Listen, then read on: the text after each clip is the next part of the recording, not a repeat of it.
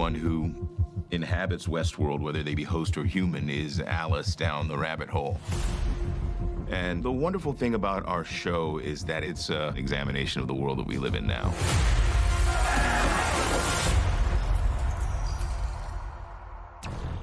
I think one of the hardest things about shooting at a location like this is just capturing the sense of scale and scope that you experience being here in person.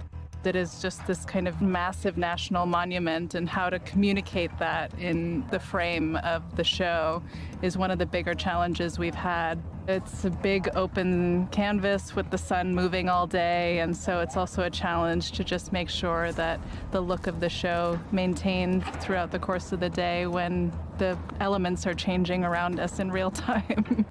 Given you know what's going to happen, why am I always the one in the lead? You're the better fighter. I make sure we're properly backstopped. How convenient.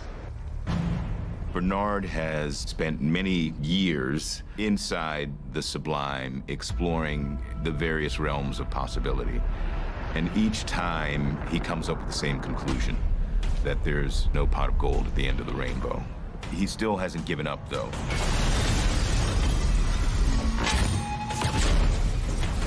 It's been a total honor and privilege to watch both Jeffrey Wright and Thandie Newton work, just to see how rigorously they engage with the material and really try and figure out how to get inside the mindset of these characters.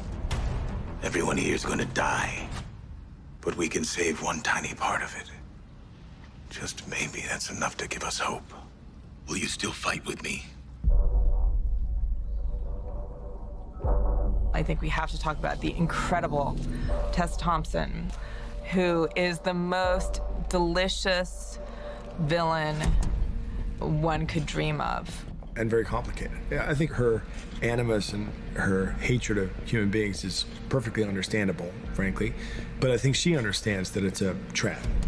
I think she's looking for something transcendent. She's looking for something beautiful and willing to do almost anything to achieve that dream. I heard you were losing your mind. I just didn't think they meant literally.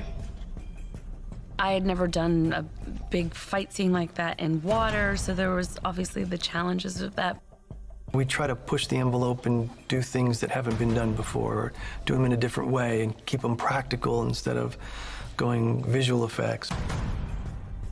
One thing that was also really interesting is we had some drone hosts performing, and they couldn't stay in the water too long because of their drone suits would get waterlogged because they're kind of spongy, and so they just take all the water in and sort of suck it in. Anyways, I thought that was very funny. I was waterlogged myself, but I just stayed waterlogged. This time we play the game my way. And what game is that?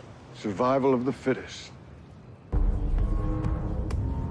They had a fight in the concourse. I mean, any train station, they're a transportation hub. They're not there for us filmmakers.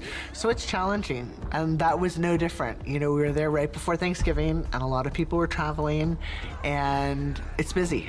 And for us, you know, things that read like today, we want to make disappear. And so John Carlos is very specific in picking out those elements, and then it's part of our job to implement them. We had a really glorious experience going back and shooting all over Manhattan with our cast. You know, Evan and Tessa, but maybe more than anyone else, Ed. Watching Ed kind of in and amongst the crowds in New York City, sort of like a predator making his way through a fox in the chicken house, was a lot of fun. It's like he's playing Red Dead Redemption, but Manhattan style.